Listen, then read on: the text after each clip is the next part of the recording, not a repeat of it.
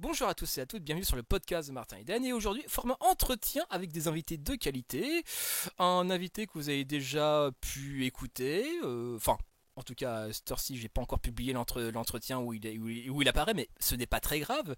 Et donc aujourd'hui, on va parler des différences intellectuelles entre l'extrême gauche et l'extrême droite. Et je sais pas qui me pourrit sur le Discord, mais ce n'est pas très grave.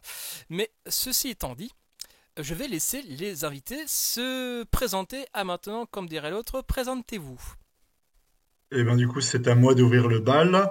Alors, présentation, du coup, j'en avais déjà fait une lors de notre précédent entretien qui portait sur comment dire, la trajectoire en tant que Charles, comment on s'en était sorti, etc.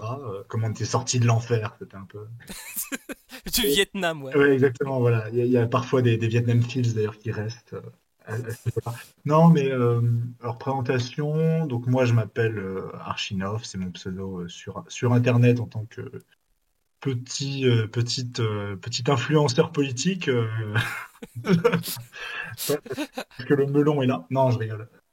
Non mais, Non, non, je plaisante. Mais donc moi, mais je suis étudiant à l'EHESS, donc l'école des hautes études en sciences sociales, où je viens de finir cette année un M1 en études politiques, où où j'ai commencé à réaliser, on va dire, parce que c'est en 2 ans, un mémoire qui porte sur une analyse comparée entre les Gilets jaunes et un mouvement préexistant. Et ces deux mouvements, les Gilets jaunes et le mouvement préexistant qui s'appelle Colère, je ne vais pas m'attarder dessus parce que c'est pas le sujet de ce soir, mais ils ont pu être le théâtre de tentatives d'entrisme de l'extrême droite, de l'extrême gauche. Et puis, de toute façon, l'analyse de ces camps politiques radicaux, moi, ça m'a toujours intéressé. Donc, il faut savoir que j'ai plutôt des affinités antifascistes. Alors, même si je ne suis pas engagé ni aux AFA, ni autre part, mais bon, de fait, c'est comme ça que je me définis et que j'essaye de lutter un peu au quotidien. Et donc, je crois que l'une des choses que négligent beaucoup les forces antifascistes en France, c'est la connaissance de l'ennemi, sauf à de rares sujets. On aura peut-être l'occasion d'en reparler. Street Press, tous ces gens-là font du bon boulot, mais dans les sphères militantes de ce type-là, j'ai toujours eu l'impression qu'il y a un déni de penser l'extrême droite en tant que fait social et politique. Et moi, j'ai toujours été un peu. Parce qu'il y a également une fascination de mon côté, quand même, pour le camp adverse. Je me dis, comment peut-on être aussi con et aussi haineux? Et les deux allant de pair, non, mais il y a quand même quelque chose qui je trouve, fascine malgré tout. Je sais pas si on va tomber d'accord sur cette idée-là, mais alors, j'ai fréquenté les sectes, je suis fasciné par la connerie des sectes. oui, bah voilà. Je, Bon, bah, je- je peux me reconnaître dans cette fascination pour le sac à merde, bon, bah, effectivement. non, mais j'éprouve une fascination et donc un intérêt particulier à me Mhm. renseigner sur la question. Et donc, je pense, sans en faire mon sujet d'étude particulier, ni avoir de formation particulière, de manière autodidacte, on va dire, m'être Mhm. beaucoup renseigné sur la question et donc avoir un petit fond culturel qui me permet d'en parler un peu, que ce soit sur les références intellectuelles, sur la manière dont ils s'organisent aujourd'hui en France, voilà, sur leur mode d'action et qu'est-ce qu'ils espèrent pour la France et comment les combattre du coup, en fonction Bah, des connaissances. et surtout sur l'aspect méconnaissance de l'extrême droite actuel, très gamer guetteux, très 2.0, très YouTube, effectivement, je valide ton point de vue, effectivement. La parole est à Erwan, notre gros cerveau de la soirée. Vas-y Erwan, la scène est à toi. Bonjour, bonjour. Donc moi c'est Erwan, j'ai été ramené par Archie puisque je suis avec lui à l'EHESS. Je ne suis pas du tout sur Internet, j'ai ni compte Twitter ni quoi que ce soit. Mais je suis dans sa promo à l'EHESS et j'ai la spécificité de moi faire un mémoire sur l'extrême droite et plus précisément sur l'extrême droite radicale française contemporaine et sur les influences américaines sur cette scène-là. Et donc c'est un mémoire qui est à mi-chemin entre sociologie politique, interactionniste, et histoire des idées, et où je fais pêle-mêle des ethnographies, euh, de l'analyse de textes d'intellectuels d'extrême droite, etc. etc. Et voilà, donc là je termine ma première année, là aussi ça va se poursuivre sur 2 ans. Euh, Ce qui fait que du coup, j'ai été conduit à beaucoup bosser sur la recherche autour de l'extrême droite, à beaucoup fréquenter des gens d'extrême droite radicale. Et par ailleurs, je m'y connais sans doute moins, mais j'ai aussi pas mal de connaissances, là plutôt en autodidacte, sur l'extrême gauche et l'extrême gauche radicale et des fréquentations dans ce milieu-là aussi, etc. Euh, donc voilà, sur les deux sujets, ça m'intéresse en tout cas, ça m'intéresse. Et tu me diras, ce sont des sujets assez intéressants. Et le dernier invité à ma gauche, qui est un camarade, ma foi, youtubesque, et je te laisse te présenter. Bonsoir. Alors moi je m'appelle Nepenthes. Je sais pas trop ce que je fais là parce que moi je suis un joueur de Smash Bros professionnel. En fait j'ai 60 personnages sur 70 en Elite Smash pour ceux qui connaissent. Non plus sérieusement je suis un YouTuber comme disait Martin. Je fais des petites vidéos. Enfin je faisais. Je sais pas. Est-ce que je suis toujours YouTuber après 7 mois d'inactivité? Je- Je sais pas. Mais et tu n'as pas 1000 abonnés et 4000 heures de visionnage sur ta chaîne, même moi je ne suis pas encore youtubeur officiellement. ah merde. Et donc j'ai la petite réputation d'être un gros amateur de livres d'extrême droite. J'ai une série sur ma chaîne notamment sur le camp des saints de Jean Raspail, qui est un peu notre lumière à nous, notre phare dans l'espace d'extrême droite français. Enfin, du passé, hein, c'est un peu désuet maintenant, mais... Et donc voilà, c'est à ce titre-là que je suis ici, et aussi en tant que voilà, camarade de Martin. Alors, moi j'ai la particularité, je me définirais plutôt comme un misarchiste. J'aime pas trop le terme anarchiste, enfin... Mm, C'est vraiment du pinaillage, mais mm, qui signifie en gros, parce que c'est pas un terme très usuel, mais mm. critique du pouvoir en général, quoi. Ok, bah écoute, moi je prends, hein, de toute façon, voilà. Nous prenons. Et donc là, j'ai le plan sous les yeux, présentation de l'invité, ça c'est fait, je mets un gros trait. Et pour redéfinir effectivement le thème, vu que le thème de l'entretien, ce sont les différences intellectuelles entre l'extrême gauche et l'extrême droite, est-ce qu'on peut déjà en amont définir un espèce de, comment dire, une définition minimale et fonctionnelle du clivage gauche-droite, et après par extension de l'extrême gauche et de l'extrême droite? La parole est à Archie à ma droite. Et moi qui commence. C'est toujours difficile de commencer parce qu'on a peur de trop en dire et que les autres se disent ah bah il a tout dit ou alors n'en dire pas assez et être très mauvais par rapport aux intervenants suivants. Mais je vais essayer d'être le plus synthétique possible et Oui. de donner un peu mon avis sur la question. Mm. Définir le clivage gauche-droite. Bon, on va essayer de poser. Bon, déjà il y a quelque chose qu'il faut poser, c'est que on vit aujourd'hui dans un univers politique, il me semble, notamment sur les gens à qui on va s'adresser et qui vont écouter cet entretien, c'est-à-dire des gens qui sont très investis politiquement sur Internet, toutes ces sphères-là, il y a une propension à dire que le clivage s'est amenuisé, voire qu'il a disparu, que des valeurs qui étaient de gauche sont passées à droite, vice-versa, qu'on nage dans une espèce de grande confusion. Moi, je crois que le clivage demeure et qu'il demeure puisqu'on peut le considérer sur un axe, enfin, sur un rapport à l'historicité et à la manière dont se déroule l'histoire. Je m'explique.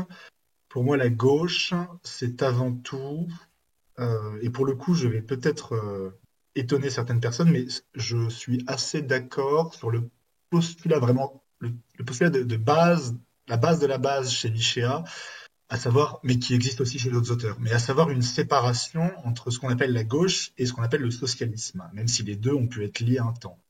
Disons que la Mm. gauche, à mes yeux, est la force politique qui se veut et qui est, et on aura l'occasion d'y revenir, je pense, pour une autre partie de cet entretien, mais qui se veut force du progrès et qui pense la société comme étant, enfin, notamment il y a une linéarité de l'histoire, je pense, en partie à gauche, alors qui n'a pas forcément à être téléologique, car on n'est plus dans du vieux dogmatisme marxiste dans les conceptions, Oui, voilà, oui. mais Tout à fait, mais oui. il y a malgré tout cette idée qu'on peut toujours avancer, que la société, parce qu'on part d'un point de vue constructiviste, on- elle est construite, on peut donc la déconstruire pour mieux la construire et donc avancer vers un mieux et tendre vers.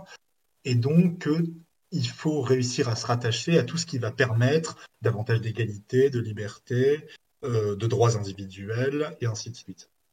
Et la droite, elle, va à rebours de cette idée-là et considère euh, pas toujours, ça dépend de quelle droite, mais il y a quand même un fond à droite, selon moi, plutôt décliniste, ou en tout cas on considère que euh, c'était mieux avant, ou en tout cas, il y a des choses bien dans la tradition, qu'il s'agit de conserver ad vitam aeternam, il y a une immuabilité de certaines valeurs ou de certains modes d'organisation politique. Et, euh, et voilà. Mais ensuite, sur extrême droite et extrême gauche, il y aura peut-être d'autres choses à dire, mais on va d'abord parler de gauche-droite. Et je laisse donc la parole à mon camarade Erwan.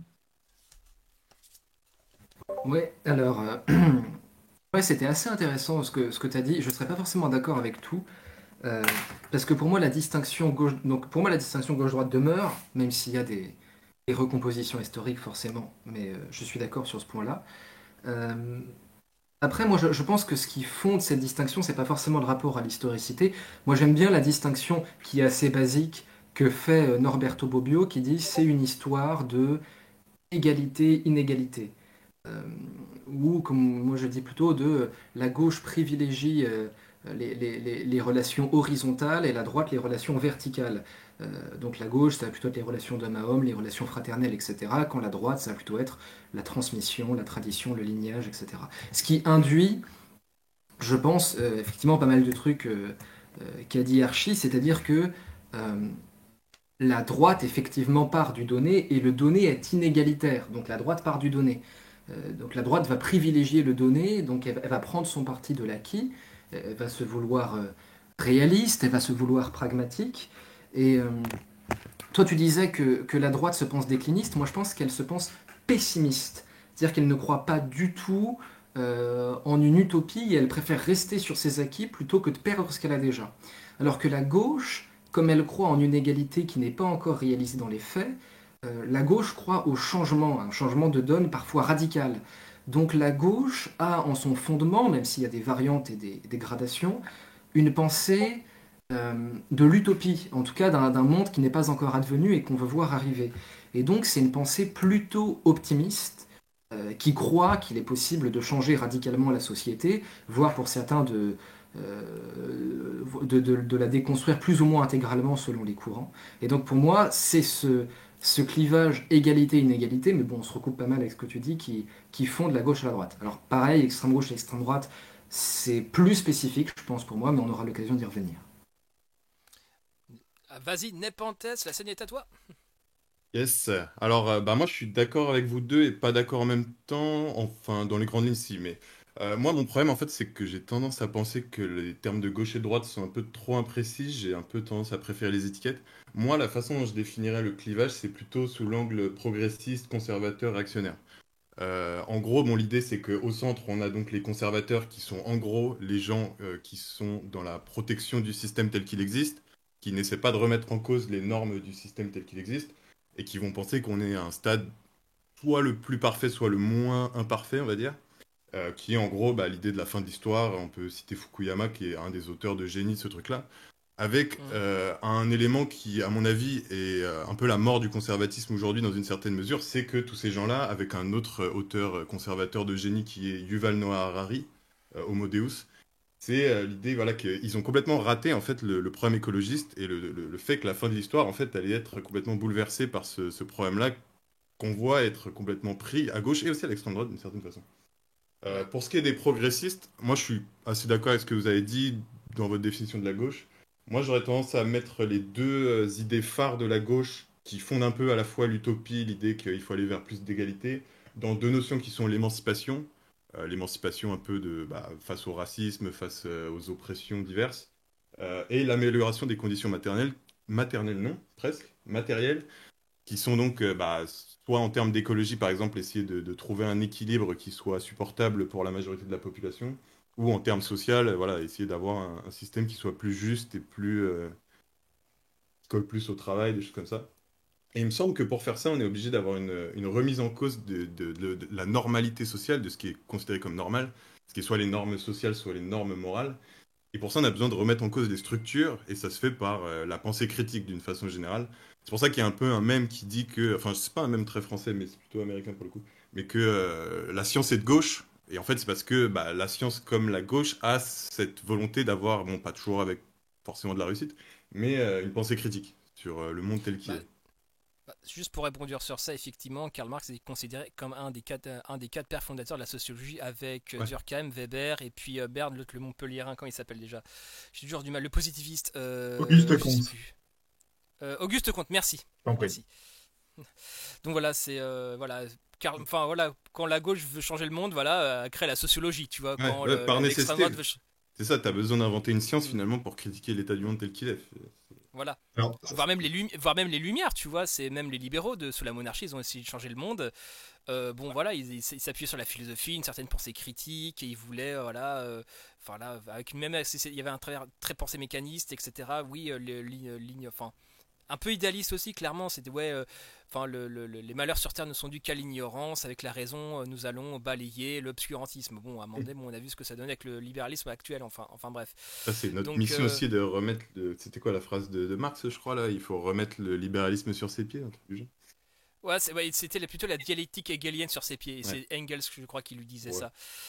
Vu que Hegel avait une vision idéaliste, il pensait que les idées formaient les hommes, alors que Marx, en tant que matérialiste, avait une pensée totalement inverse. Il disait que c'était les idées n'étaient pas issues comme ça, comme par magie, donc c'était les conditions matérielles d'existence qui faisaient que donner naissance aux idées, quoi. Enfin bref. Bah, ouais, c'est et pareil, ça d'autant permet. plus que je t'ai Oui, pardon, vas-y, j'en prie. Je finis du coup sur mon. Après, je te laisse. Vas-y. Du coup, ça me fait rebondir parce que c'est un peu comme ça que je définirais en fait ce qu'on appelle la réaction. Moi, je définirais pas ça comme le fait de vouloir revenir en arrière, mais plus le fait de se conformer à une sorte d'idéal moral qui est un peu essentialisé, qui peut être celui de la nation, de la race, tout ça. Et Oui. pour moi, c'est ça le vrai idéalisme finalement, c'est essayer de se conformer à des idées précises, d'un ordre moral, une espèce de standard métaphysique qui doit marcher à tous les Ouais, coups. mais c'est surtout un modèle figé en fait. C'est ça, et c'est parce qu'il est figé, parce qu'il est extérieur aux conditions matérielles, c'est pour ça que je rebondis Oui, ça, là-dessus.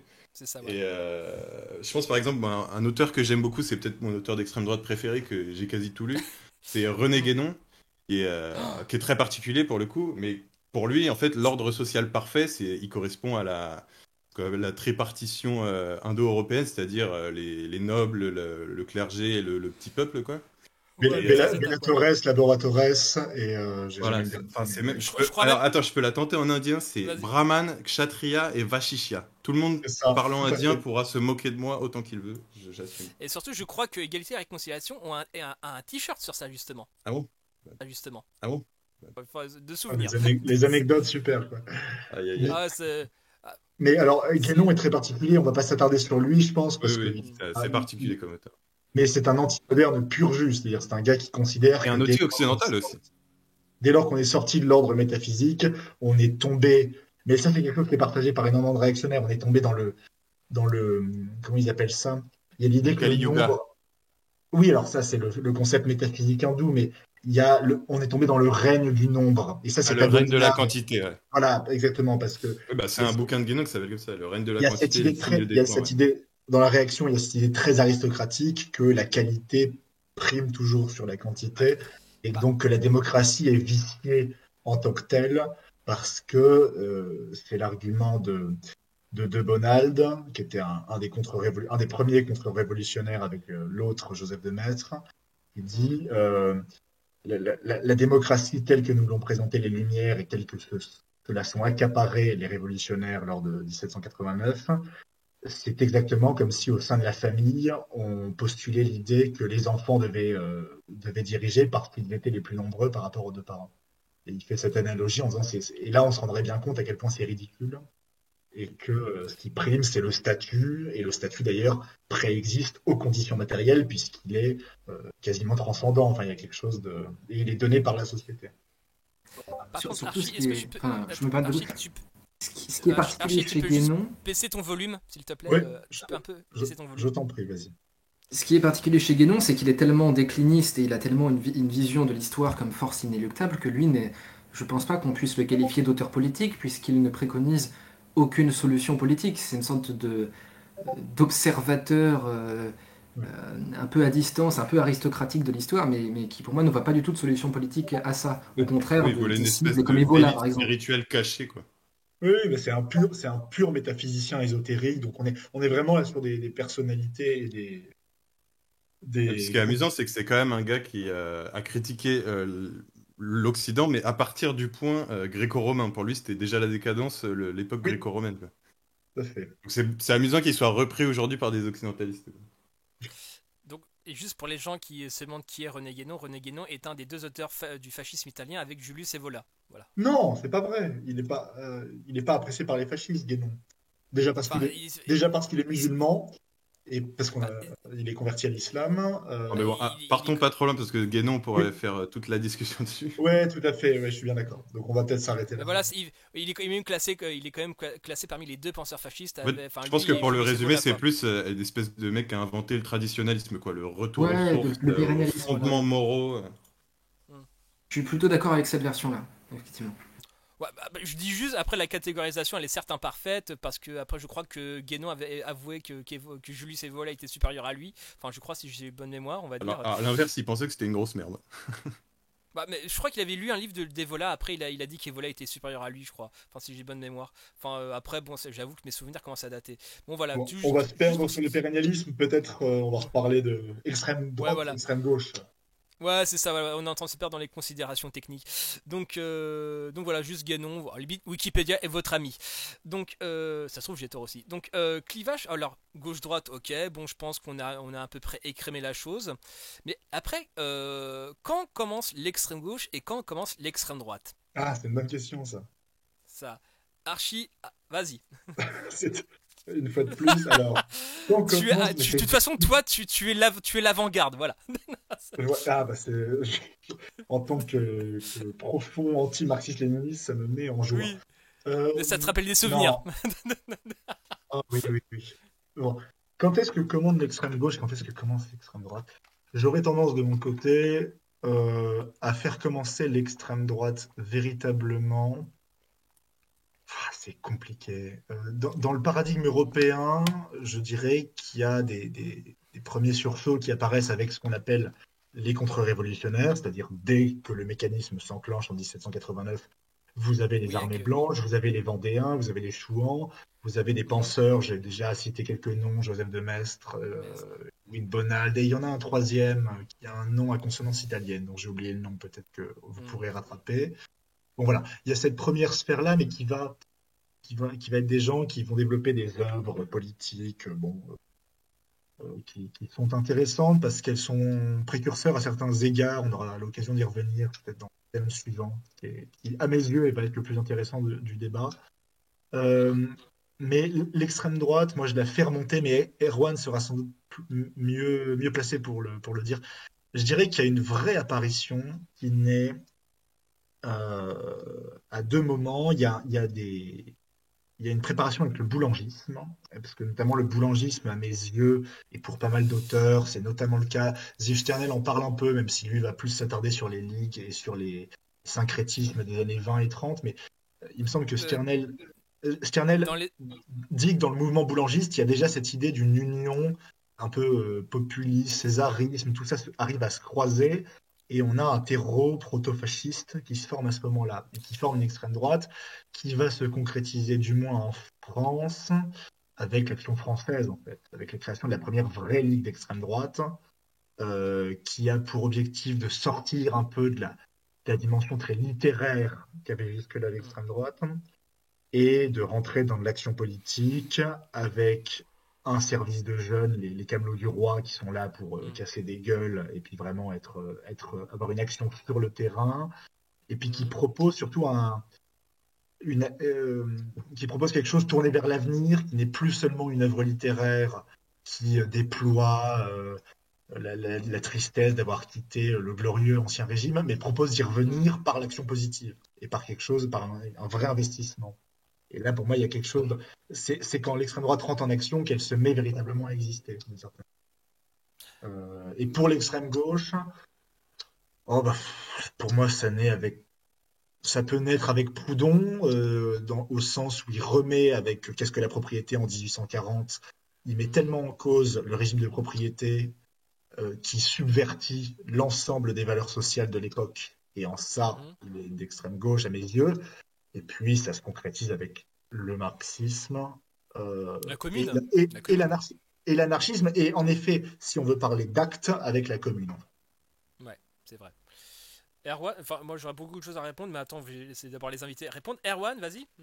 Est-ce que tu veux pas, Archie, d'abord donner ta définition de l'extrême gauche ou de l'extrême droite? Ok, rapidement. assez rapidement. L'extrême gauche, pour moi, je me rattache à l'idée. J'ai un rapport critique quand même, mais globalement, moi, je suis assez d'accord avec ce que dit Frédéric Lordon.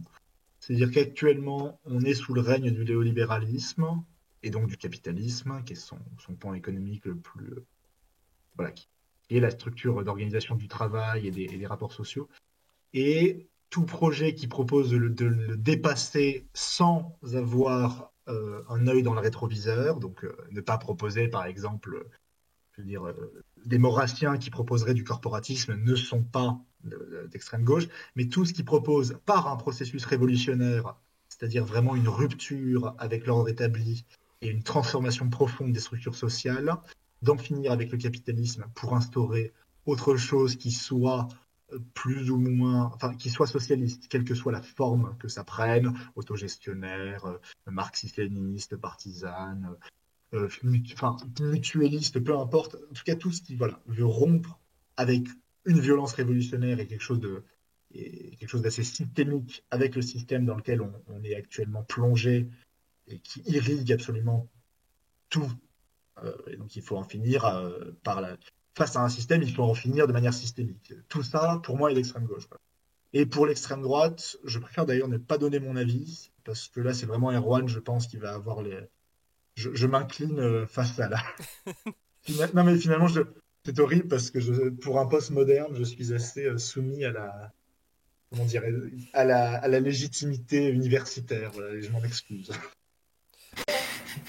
Soumets-toi, soumets-toi. Non, mais en tout cas, la définition d'extrême gauche, moi je la trouve plutôt bonne. Enfin, en tout cas, bon, si moi je devais répondre aux questions comment ça commence, où ça commence,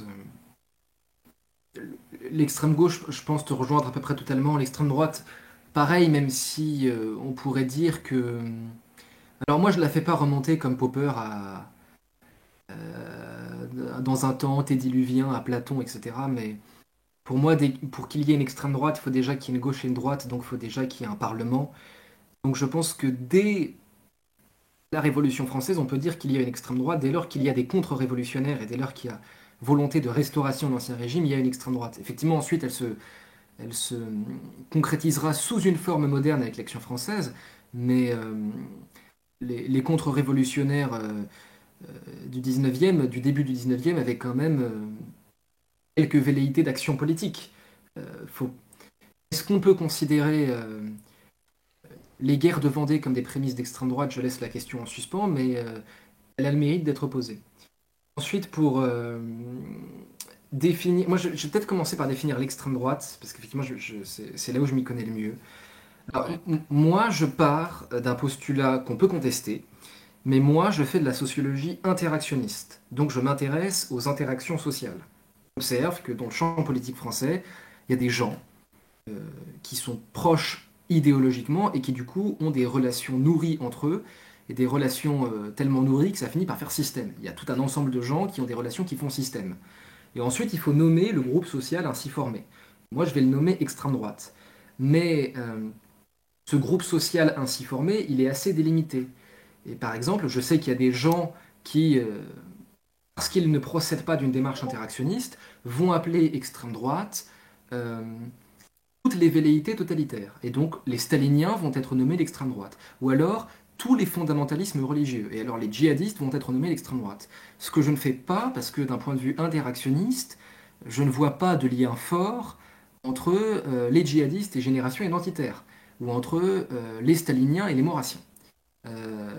Quoi que ça se discute. Mais en tout cas, je ne les vois pas intégrés dans le système. Mais en tout cas, je ne les vois pas. Ils communiquent avec un point, mais ils ne sont pas intégrés à l'ensemble du système global. Mais donc voilà, j'ai deux systèmes devant moi, enfin j'ai deux ensembles de relations, un ensemble d'extrême gauche et un ensemble d'extrême droite, et il s'agit de définir qu'est-ce qui fait que quelqu'un rentre dans ce groupe social-là, qu'est-ce qui caractérise ce groupe social en dernière instance. Alors moi, j'ai un peu arpenté toutes les définitions parce que c'est un sujet épineux, et j'ai un peu trouvé mon bonheur avec celle d'Alain Beer, qui est un sociologue marxien, qui a formé 3 critères. Qui dit qu'en gros, je vous la fais courte, un individu est d'extrême droite, une organisation ou un système d'idées, si et seulement si il combine 3 principes. Le premier principe, c'est le principe d'identité. Cette personne pense que au sein de sa communauté, ça peut être une région, une nation, une civilisation, une race, que sais-je, que sa communauté possède une identité originelle, une sorte de source euh, qu'il ne faut surtout pas tarir, qu'il ne faut surtout pas perdre de vue, et que toute la politique doit être orientée de façon à respecter l'esprit originel de cette communauté. Ça, c'est le premier critère. Le deuxième critère, c'est le critère d'inégalité. Cette personne considère qu'une organisation hiérarchique et inégalitaire de la communauté, c'est premièrement naturel, c'est-à-dire c'est inscrit dans l'ordre naturel et ça ne peut pas être perturbé, et par ailleurs que c'est légitime et totalement fondé, qu'en tout cas il existe une hiérarchie juste. Et troisième critère, c'est le critère de pugnacité, parce qu'avec les deux premiers, si vous avez les deux premiers, vous avez juste un portrait de droite cohérent. C'est en les combinant avec le troisième critère qu'on a un portrait d'extrême droite, c'est le critère de pugnacité. C'est vous considérer la lutte, le combat, comme une vertu suprême de l'existence. Vous considérez que les relations sociales sont avant tout mues par elles, et que c'est une bonne chose, et qu'il faut la valoriser, et que, par exemple, le critère hiérarchique prédominant, ça doit être fondé sur l'aptitude au combat. Alors un combat de plusieurs sortes, hein, c'est pas forcément militaire. Euh, mais donc il y a cet imaginaire guerrier au sein de l'extrême droite. Et alors si on voulait bricoler à partir de ces trois critères, communauté ou identité au choix, inégalité, pugnacité, et faire un truc d'extrême gauche, moi je pourrais tenter, euh, pour remplacer communauté, un truc comme émancipation, autonomie, peut-être déconstruction, c'est-à-dire euh, on désire auto-instituer la communauté. On désire la, la, la- la rendre la plus malléable possible et la plus souple à nos désirs possibles. Je pense qu'on peut totalement à profit remplacer inégalité par égalité. On cherche par tous les moyens possibles à instaurer une égalité de fait et de droit et de fait. Et le critère de pugnacité, je pense que c'est ce qui caractérise les deux extrêmes et je pense qu'on peut le retrouver aussi au sein de l'extrême gauche. Et enfin, comme euh, je raisonne d'un point de vue interactionniste, là je pourrais peut-être revenir à ce que disait Archie et aussi à ce que disait Nepenthes. Euh, quand Archie séparait, euh, suivant Michéa, la gauche et le socialisme, alors je suis michéiste en diable, mais de manière interactionniste, euh, ce que Engels appelait les franges d'extrême gauche de la bourgeoisie et ce qu'on pourrait appeler le socialisme radical, de manière interactionniste, ces gens-là communiquent quand même pas mal ensemble, donc j'aurais tendance à les regrouper sous une même catégorie. Y compris des gens qui ne rentrent pas dans la définition de Nepenthes, la définition progressisme-conservatisme, puisqu'il y a des gens qui ne raisonnent pas comme ça, puisqu'ils ne raisonnent pas selon un temps linéaire. Il y a des gens, pour moi, d'extrême gauche, qui ont une conception du temps cyclique, ou pour mieux le dire, en spirale. Des gens, des tenants de l'écologie radicale, des socialistes. Je pense par exemple à Jérôme Bachet, qui est très lié aux zapatistes du Chiapas, qu'on ne peut pas reprocher de ne pas être d'extrême gauche, et qui, examinant leur rapport au temps, finissait par établir que, chez le commandant Marcos notamment, il y avait une conception du temps en spirale qui s'était spécifiquement forgée contre une conception linéaire et contre une version du progrès qui pour eux était symptomatique du paradigme néolibéral qui les avait menés à la faillite. Voilà, c'était les quelques critiques que j'avais à faire et je vais finir ce laïus ici. Ok, c'est riche. Nepenthes, je pense que tu as des choses à dire. Yes. Alors, bah, moi, non, en vrai, je suis absolument d'accord sur 99% de ce qui vient d'être dit. J'ai une petite critique de l'interventionnisme, mais je vais y revenir après. De l'interactionnisme, pardon. Moi, c'est par rapport à ce que tu viens de dire, je suis complètement d'accord. Et c'est pour ça que je pense qu'en fait, la de progressisme, conservatisme et réactionnaire, c'est une généralité, hein. Je sens déjà les mecs dans les commentaires en train de dire non, mais regarde tel auteur, il a à la fois tel truc ou tel truc. Bien sûr, il y a toutes les idiosyncrasies possibles à l'échelle d'une Oui. pensée d'un individu. Par contre, J- je pense que c'est aussi qu'il n'y a pas de position fixiste en fait. On peut être extrêmement conservateur sur un sujet, mais donc par exemple, moi mon exemple ça va être des communistes qui vont être vraiment dans le communisme autant qu'on veut dans la théorie, par contre, qui vont être complètement opposés à toute réflexion sur, je sais pas, les travailleurs du sexe, des choses comme ça. Et donc, on voit qu'ils peuvent être Ah, ah, conservateurs sur certains sujets et très progressistes sur d'autres. Donc, déjà, je me suis pris le PCF Twitter sur la gueule. Merci de voilà, m'enfoncer le cul. j'y reviens. On sait qui c'est. Oui. Non, mais voilà. Donc, je pense que ça peut être nuancé par là. Effectivement, il y a des possibilités. Mais je pense que les lignes de force, au-delà des individus, elles sont quand même là. Peut-être que c'est trop exagéré, peut-être que c'est trop généralisant et basique. Mais En tout cas, j'ai l'impression que quand même on peut s'y retrouver avec cette ligne de là à partir du moment où on regarde plus des tendances que des individus. Ensuite, pour revenir... Pardon, vas-y. Vas-y, non, vas-y, non, vas-y. Je reviens du coup à extrême droite et extrême gauche. Moi, j'ai pas grand-chose à rajouter par rapport à Archinov et Erwan. Du coup, moi, j'aimerais juste introduire quelque chose. C'est comment on passe de la gauche à l'extrême gauche, par exemple. Je pense qu'en fait, la gauche, typiquement, c'est quelque chose qui va rester dans l'arc républicain, le fameux. C'est-à-dire, en qui, gros, qui décide, qui décide qui est l'arc républicain? Écoute, c'est Dieu, laisse tomber. Euh, Et Dieu, c'est Pape Ndiaye maintenant, apparemment. Euh, Oh. Non, c'est...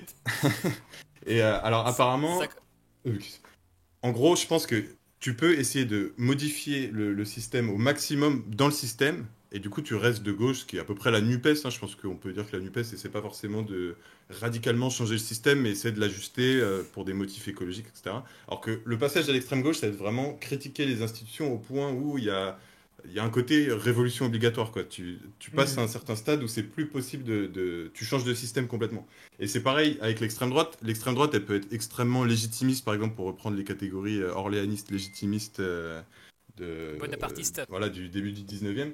Euh, Là, tu peux être extrêmement conservateur, mais rester dans cet arc républicain de la préservation du système. Par contre, il y a un moment où tu bascules, c'est quand, par exemple, tu es franchement fasciste ou tu veux vraiment une modification profonde de l'organisation politique. Pareil quand tu es monarchiste, pareil, d'une certaine façon aussi, ce que pensent des gens qui n'ont pas forcément d'idées politiques précises, typiquement Zemmour, euh, mais qui ont des idées tellement radicales du point de vue de l'organisation sociale par rapport à qui a le droit ou non d'être français en fonction de critères extrêmement arbitraires, fait qu'en fait, ça changerait tellement la façon dont la société fonctionne que de fait, ça bascule à l'extrême droite, même s'il n'y a pas forcément de volonté de bousculer le système de base. Est-ce que je peux un peu contester là-dessus, mais très vite fait. Bien sûr. Vas-y.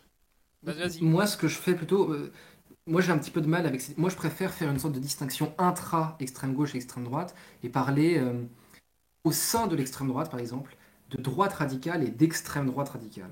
La droite radicale, ça va être tous les partis qui acceptent formellement la démocratie et qui vont se présenter aux élections. C'est le RN et c'est Zemmour. Euh, Qui sont d'extrême droite, mais qui ne sont pas d'extrême droite radicale, en ce qu'ils n'ont pas de visée euh, antidémocratique. Et pareil, Enfin, je pense qu'on peut dire ils sont, que... ils, Pardon, ils excuse-moi. sont pas, ils sont pas insurrectionnels en fait. Ils jouent le jeu du vote en fait. Tout Exactement. simplement, c'est Et ça je que t'es pense en qu'à train de dire. l'extrême gauche, on peut dire la même chose. C'est-à-dire, il y a des partis euh, qui se présentent aux élections. Je pense qu'on peut dire que l'aile gauche ou que LFI est d'extrême gauche ou que son aile gauche Non, est non, mais d'extrême alors je gauche. suis pas du tout d'accord. On peut dire que le NPA ou LO sont d'extrême gauche, mais pas LFI. Pour moi, LFI reste de gauche radicale parce que dans le programme, excuse-moi, je t'écoute, mais dans le programme économique notamment qui n'est qu'une relance par la demande avec des touches de néo-keynésianisme, un peu de redistribution des richesses, etc. Tu n'es pas, comme le disait Nepenthes, et on va être d'accord sur ça, il n'y a aucune rupture Ouais. révolutionnaire. Et c'est C'est en pas une ça d'ailleurs remise en cause du capitalisme, quoi. C'est vraiment Et un c'est en ça d'ailleurs que ajustement. les droits tardés qui accusent Mélenchon d'être d'extrême gauche ou d'être un affreux communiste sont vraiment des imbéciles parce que de ne pas comprendre, je crois, l'histoire des idées à gauche. C'est vrai. En tout cas, en plus, pour moi, le fondement de l'extrême, c'est la notion de pugnacité. Et je pense qu'on peut effectivement pas la retrouver chez LFI et plus dans le NPA, effectivement. Mais pour moi, extrême gauche radicale ou extrême droite radicale, c'est ce que les médias appellent ultra gauche ou ultra droite. C'est à partir du moment où tu euh, romps réellement dans le militantisme avec le fameux arc républicain et que tu bascules dans l'illégalité pour, ou pas d'ailleurs, ou en tout cas que tu aspires au grand soir et que tu le prépares si tu es cohérent. Euh, et que donc, ouais, tu bascules dans une démarche insurrectionnelle. Hmm. Ouais, c'est ça. Moi, j'aurais une Et donc, petite nuance par rapport à ça, c'est que j'ai pas la même définition d'extrême et radical, en fait. Pour moi, extrême, c'est plus une question de cohérence, en fait. Les extrémistes, c'est plus des incohérents qui veulent des choses qui marchent pas, alors que les radicaux, c'est ceux qui ont un plan précis pour arriver à leur fin. Donc, je place pas ce... Peut-être que c'est un truc inventé de ma part, mais c'est en tout cas comme ça que je le définis généralement. Juste, D'accord. il y avait deux choses. Hein. Il va pouvoir, Vas-y, enfin, Archie, moi j'ai pas grand-chose à dire. non, mais dans ce que tu disais, Erwan, c'est que Erwan travaille, lui, son sujet, c'est ce qu'il appelle l'extrême droite radicale, l'XDR, qui selon lui se démarque. Mais je parle à ta place, Erwan, donc en fait, il faudrait que tu expliques. Non, mais Ouais, vas-y, tu parles, c'est bien. Non, mais c'est vrai, enfin, en tout cas, toujours d'un point de vue interactionniste. bon. Il y a une coupure il y a une coupure entre la fameuse XDR, l'extrême droite radicale, et la droite radicale. Pour le dire vite, il y a beaucoup moins de liens entre un militant de base du FN et un néofasciste qu'entre un néofasciste et un maurassien, pour aller vite. Et je pense que de Oui. même à l'extrême gauche, il y a un milieu d'extrême gauche radicale euh, plus ou moins bien délimité avec le milieu extrême gauche modérée, on va dire, ou de gauche radicale, c'est-à-dire le NPA, etc. Je pense qu'entre le NPA et les totaux, c'est peut-être pas moins vrai. Je connais peu le milieu d'extrême gauche, et c'est vrai qu'entre le NPA et les totaux, il y a parfois pas mal de mélanges De Il y a, connivence. Oui. et des il y a des connivences. connivences et des bastons internes, hein, et je peux en Aussi, témoigner. oui, non, mais c'est amour, c'est un rapport amour-haine un peu toujours. Voilà, c'est ça. Il y a toujours un rapport amour-haine, mais donc il y a quand même une frontière entre les deux, quoi. Il y a une reconnaissance d'une frontière. Sous ce Oui, prisme-là, du coup, je suis totalement d'accord avec toi pour le coup. Et du coup, je vais revenir du coup à la petite critique que j'aurais de l'interactionnisme, c'est que idéologiquement, on peut avoir des proximités qui n'ont pas l'air d'en être, mais qui en sont finalement. Par exemple, et t'en as parlé tout à l'heure des fondamentalismes religieux, et j'en avais parlé la dernière fois. C'est quand tu as des talibans qui reprennent le pouvoir en Afghanistan, t'as des fascistes américains comme Nick Fuentes, qui est une espèce de néo-nazi américain complètement starbé, qui bah, finalement voient les talibans et leur programme et se disent ouais, mais en fait, ils sont comme nous, ces gens-là. Et sans qu'il y ait d'interaction directe, ils peuvent quand même se reconnaître d'une certaine façon dans une similarité d'idées. Même si effectivement, ils vont pas s'entendre s'ils doivent se battre ensemble, clairement. Enfin, ils se battront ensemble, quoi. ouais, Ouais, il rien à faut que tout redire, soit totalement reconnu. vrai. C'est juste que l'interactionnisme me paraît être une méthode d'analyse pour moi à l'instant T. Mais c'est vrai que avec une autre méthode, avec une méthode pure d'histoire des idées, ces liens sont valides. Je pense qu'ils sont valides. Ouais. Là, je pense que j'arrive au moment où je peux en placer une. Ce que vous dites est super riche. Et franchement, j'ai bien fait de vous, j'ai bien fait de vous choisir tous les trois. Mais voilà, pour arriver, par exemple, arriver avec peut-être l'extrême droite ou l'extrême gauche, au moment de la Révolution française, on pourrait parler d'une extrême gauche, par exemple, pour parler des enragés déjà qui voulaient l'abolition de l'esclavage, le droit de vote des femmes, la gratuité des biens de première nécessité. Je pense qu'on pourrait, mais ça serait un petit peu anachronique malgré tout, même si Kropotkin, Proudhon, Marx avaient identifié bien plus tard que les enragés étaient déjà le début du communisme, on va dire. En tout cas, les premières étincelles. Et donc, mais donc, on a l'air d'un point de vue historique, je crois que Archie t'avais parlé du boulangisme. Ziv Sternel parlait du boulangisme pas pour l'extrême droite. En fait, pour Ziv Sternel, comment dire, historiquement, il avait placé la naissance de l'extrême droite en France avec Maurice Barrès. Et il avait placé le début du fascisme avec le boulangisme, justement. C'est-à-dire Oui, qu'il d'accord. avait. Donc c'est C'est intéressant ce que tu dis. C'est-à-dire que pour Sternel, oui, vas-y. Mhm. Bah, pour Sternel, en fait, dans son livre Les droites révolutionnaires, justement pour le citer, parce que c'est un livre extrêmement intéressant, parce que c'est un des rares qui traite réellement du sujet, il parle justement voilà, que pour lui, le fascisme, pas, en France en tout cas, commence avec le boulangisme, parce que le boulangisme, dans les faits, a été l'union entre des monarchistes et des révolutionnaires style la Commune, en fait. Et c'était l'union des deux qui voulait un peu renverser le Parlement, quoi. Et donc finalement la révolution, cette révolution-là n'a pas été effective. Et donc pour lui ça a été déjà l'alliance des contraires qui a effectivement des mécontents de droite et de gauche qui se sont mis d'accord sur le marqueur national pour renverser le Parlement, quoi. Et puis ça va, Et oui, voilà, c'est ça, ça va même plus loin, c'est-à-dire qu'il y a anti-parlementarisme qui est vraiment mm, durant tout le XXe siècle à la base de l'extrême droite, hein, parce que mm, le février 34 c'est la même chose, c'est différentes mm. ligues avec parfois même, on l'oublie, mais en 34 il y a des minorités communistes Aussi oui. qui sont tellement mécontents du gouvernement, j'ai peur de dire une bêtise, Mm. sur qui était président ou premier ministre à l'époque. Daladier, si C'est je dis pas de Daladier, bêtises. oui c'est ça. Mm. J'avais un doute. Que ça va parfois agglomérer et amalgamer des minorités communistes. Et dans le boulangisme, tu as une union de la bourgeoisie de droite avec la bourgeoisie de gauche, enfin une partie de la bourgeoisie de gauche en tout cas, Mm. soutenue par une base populaire. Donc là, tu as la collaboration de classe qui n'est pas Mm. encore aussi, aussi Aussi précise marqué. qu'avec... Quoi? Disons qu'elle n'est pas aussi marquée qu'elle le sera dans les années 30, quoi. Voilà, c'est ça. Mais on a des prémices, on va dire. C'est ça.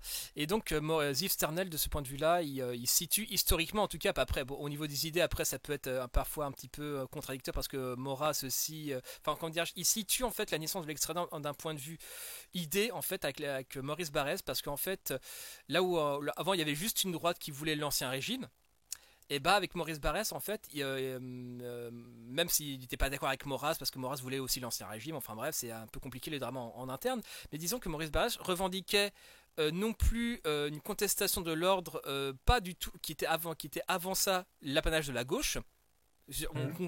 Avant ça on contestait l'ordre, la société, c'était pratiquement toujours l'apanage de la gauche, d'une certaine extrême gauche, mais avec Barrès en fait on s'est mis à contester la démocratie non plus au nom de l'ancien régime, mais à partir d'une vraie démocratie sociale, ou de l'ordre, etc. Donc à un moment donné, souvent, cette rupture, en fait, cette critique réactionnaire de la démocratie libérale, mais pas au nom de l'ancien régime, au nom justement de la vraie république qui convient de maintenir.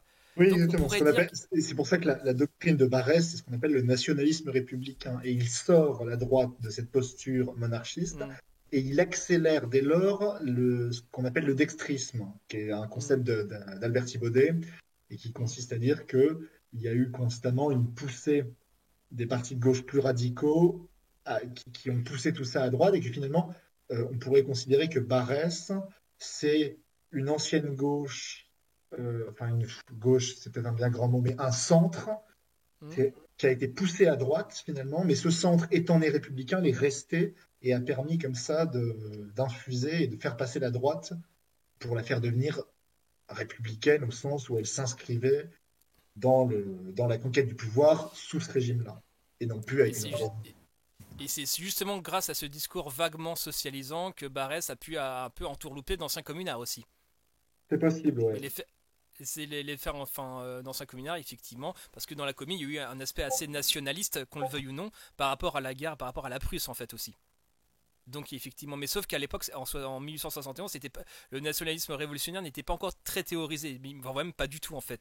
Donc et puis Bakounine et puis tous les grands leaders, enfin comme la nana, je sais plus quoi, c'est pas Rosa Luxembourg, Louise Michel, merci. À chaque fois je les confonds, merci. Bah en fait voilà, il y avait les leaders vraiment libertaires, anarchistes, voire même d'extrême gauche, marxistes, qui tenaient un petit peu la boutique, on va dire aussi. Donc voilà. Mais pour moi, la définition de Sternel faillit un peu en ce sens qu'elle réduit l'extrême droite au fascisme.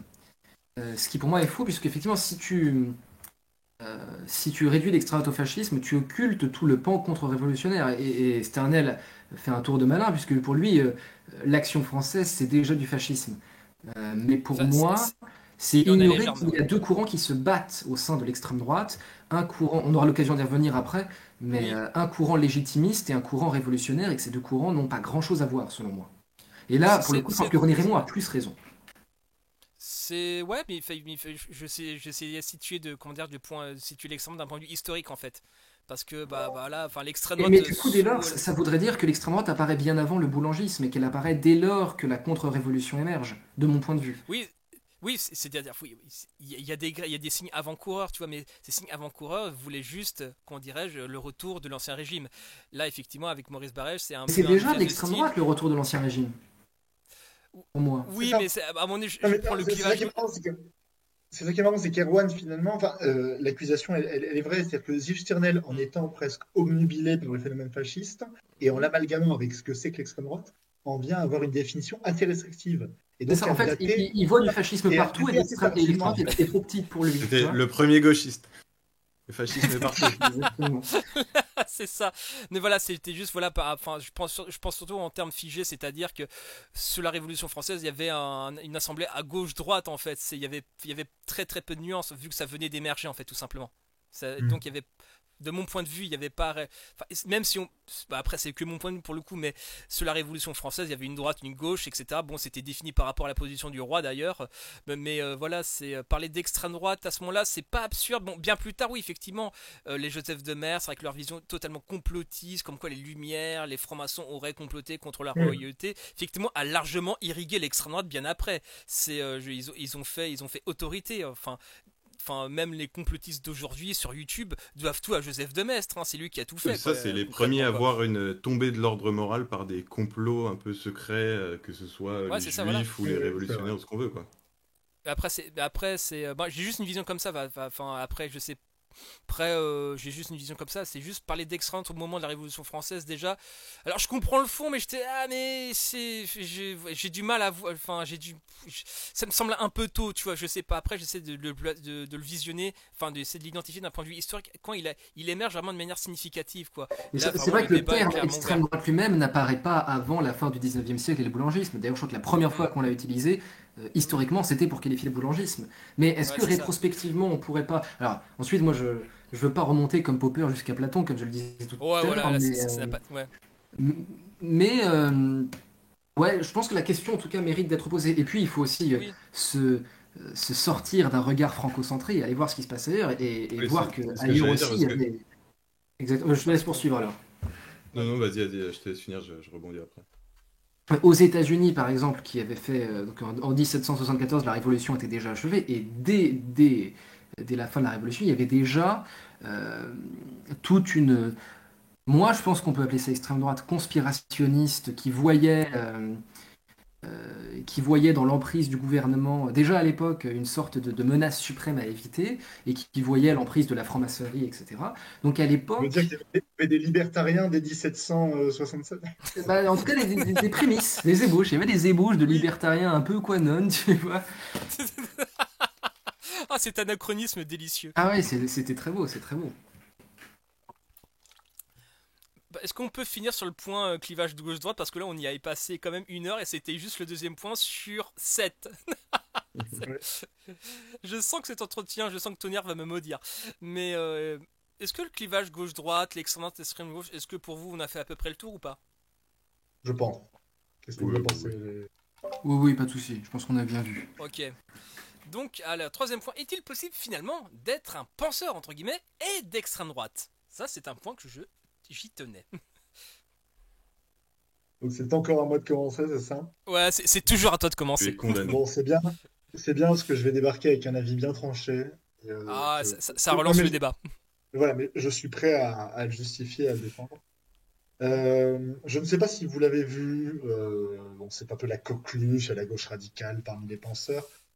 Il y a quelques années, je pense, avec le Covid, j'ai beaucoup de mal à estimer les dates, mais il y a au moins un an ou plusieurs mois, Geoffroy de la Gannerie, qui est un jeune penseur que vous connaissez, avait fait sensation en disant que pour lui, la pensée de droite n'existait pas.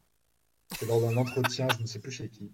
Et en fait, la première fois que j'avais entendu ça, j'avais halluciné en disant, mais quelle espèce Quel- de petit ton hautain de gauchiste insupportable. Et en fait, en y réfléchissant mieux, je me suis rendu compte qu'il avait raison, sauf que je suis d'accord avec le postulat, mais pas avec les raisons. Les siennes me semblaient euh, beaucoup trop mécanistes. En gros, je vais essayer de juste pour me positionner par rapport à lui. Il expliquait que euh, quand on était sociologue, par exemple, quand on pensait, on était forcément de gauche parce que la pensée nécessitait de partir de la réalité et donc de constater des inégalités et par une espèce de, de- d'impact performatif du réel sur les conceptions, hein, donc quelque chose de finalement très matérialiste, on était forcément amené à vouloir changer ces inégalités et donc que puisqu'on les pensait, on voulait les changer en mieux, avec une émancipation plus grande et donc que ça nous fait devenir de gauche. Ça me semblait un peu mécaniste. Et il y a plein de contre-exemples, d'autant plus qu'il finissait par dire vous ne pouvez pas me citer un seul sociologue de droite à son intervieweur, alors que Raymond Aron existe. Ça me semble un peu difficile. Néanmoins, moi j'affirme quand même que la droite ne pense pas. Il n'y a que la gauche qui pense, sauf à de rares exceptions. Et je vais tenter de m'expliquer. Pour moi, pour comprendre un peu ma pensée, justement, on va dire, il faut comprendre, je pense, que la pensée, quand on pose le mot véritablement, c'est pas juste une opinion, C'est pas le café du commerce où on discute et puis on a une vague idée comme ça qu'on lâcherait au hasard d'une bière. Je crois qu'il faut en avoir quand même une idée assez noble. Et donc, la pensée, à mes yeux, elle a pour objet premier d'être tournée vers la découverte, en fait. C'est-à-dire qu'il y a épistémologiquement une dimension heuristique qui tend à élargir le champ du savoir pour en connaître toujours plus sur notre monde. Euh, voilà. Et d'autant plus, du coup, que cette pensée, et c'est là où je recoupe un peu avec la gannerie quand même, elle va forcément constater une réalité sociale qui est inégalitaire et elle va avoir pour objectif de la modifier. Mais c'est surtout qu'elle est tournée vers le progrès, finalement, vers le fait qu'on va en savoir plus. Euh, et quoi de mieux que la gauche, qui elle-même épistémologiquement se veut force du progrès parce qu'elle estime qu'il n'y a pas à regarder en arrière pour avoir la meilleure forme d'organisation sociale, mais que voilà, les lendemains qui chantent sont devant nous. Et donc, évidemment que la gauche a dû penser ce demain. Parce que la droite réactionnaire, c'est très simple. Elle n'a pas à penser puisqu'il lui suffit de regarder rétrospectivement ce qui s'est passé, de fixer une date où, soi-disant, le monde était idéal, tout allait bien, je ne sais pas, l'ordre était établi, la morale régnait partout dans le monde. Et donc, l'objectif, c'est à partir d'une idéalisation, mais d'une époque passée dont on a au moins une vague idée, donc il n'y a pas à la penser entièrement, il suffit d'y retourner. Donc voilà, et c'est en ça. Et donc la pensée pour moi, ne peut être que de gauche, ou quasiment, parce que, en fait, comme le disait Marx dans la 11e thèse de Feuerbach, les philosophes n'ont fait qu'interpréter le monde et il s'agit maintenant de le transformer. Il y a cette dimension heuristique et transformatrice de la pensée qui n'a même, qui en fait ne peut pas intéresser la droite. La droite s'en fout de penser parce qu'elle n'a pas à penser, elle a juste à fantasmer légèrement sur quelque chose qui a déjà eu lieu et donc qui n'a pas à être renouvelé ou creusé particulièrement, etc. Et est-ce que j'avais d'autres choses à dire sur la question? Oui, bah non, mais que quand même, il y a des exceptions sur des sujets très précis. Je pense que la droite a pensé de rares fois quand elle a justement voulu se projeter vers l'avenir, ce qui est assez rare. Et justement, aussi étrange que c'est, ou quand elle a réussi à produire des concepts malgré tout, ce qui est un peu étrange. Mais Hannah Arendt, je crois qu'il est un bon exemple. voilà, par exemple, alors qu'il n'y a pas de droite, mais même à l'extrême droite, ce qui est marrant, c'est que la droite a très peu de penseurs. Les seuls penseurs de droite, mis à part Hannah Arendt et justement Raymond Aron, sont d'extrême droite. Et il y en a peu.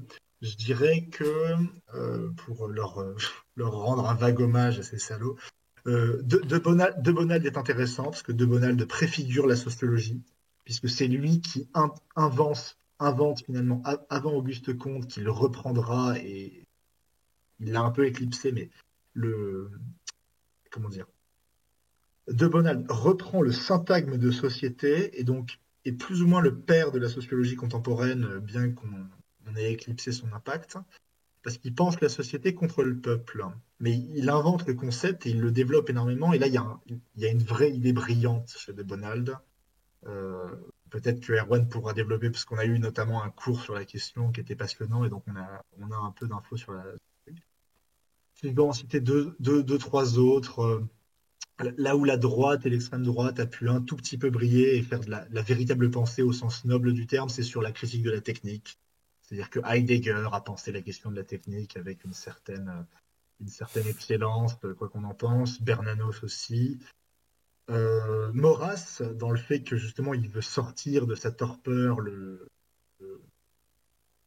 de sa torpeur et de son côté très idéaliste, le monarchisme, pour en faire un truc positiviste qui s'impose parce que c'est ce que veut la raison et voilà, c'est le fruit justement d'une grande réflexion de se dire que finalement le retour à l'ancien régime est le mieux, mais un ancien régime qui n'est pas non plus l'absolutisme, qui est autre chose. Donc là, on a quelque chose qui se déploie vers l'avenir, donc qu'on peut appeler pensée et donc penseur. Et puis plus récemment, et ce sera vraiment les derniers à mes yeux, les rares penseurs de droite au XXe siècle d'extrême droite, c'est toute la bande du Grèce, c'est-à-dire Alain de Benoît, Oh oui, c'est oui. Guillaume Oui, Fay, etc., qui sont voilà, qui ont créé toutes les conditions idéologiques, à mon avis, et un certain socle à la pensée identitaire, à l'ethnodifferentialisme. Et Ouais, c'est pas mais étonnant. attends. Et c'est pas étonnant que justement des concepts hyper utilisés par les droitards comme l'ethnomasochisme, de dire que tous les gens à gauche sont ethnomasochistes, qu'ils se détestent, qu'ils aimeraient se métisser, je sais pas quoi, des conneries dans le genre. Tout ça vient de ce terreau intellectuel des années 70. Donc ces gens-là ont été des penseurs. Alors des penseurs de Oui, trucs mais ils ont bien été. des Ils ont penseurs été. bien merdiques de notre point de vue, mais il y a quand même quelque chose et ça a eu un tel impact qu'on peut pas non plus l'ignorer et dire que ça n'est rien. Bah, Ou que ce n'est que des balivernes ou de vagues opinions qui n'auraient pas eu d'impact performatif sur la réalité politique. bah, le C'était un peu Grèce a long, surtout. mon excuse. Mais... Le Grèce a surtout niqué grave, a surtout pillé Gramsci. Hein. Voilà, Donc, à un moment- non, mais tout à fait, tu fais bien de le préciser, j'ai oublié. Ouais, c'est ça, c'est qu'ils reprennent. Donc, c'est ça qui est marrant, c'est que la... les fois où la droite pense, c'est quand elle pompe plein pot la gauche. Donc, c'est- je vais interrogez-vous sur rester votre sur le. interrogez-vous Je sur vais, votre médiocrité, les droitards. Voilà. je vais rester sur le mot pomper. Je pense qu'il résume bien. Erwan, à toi.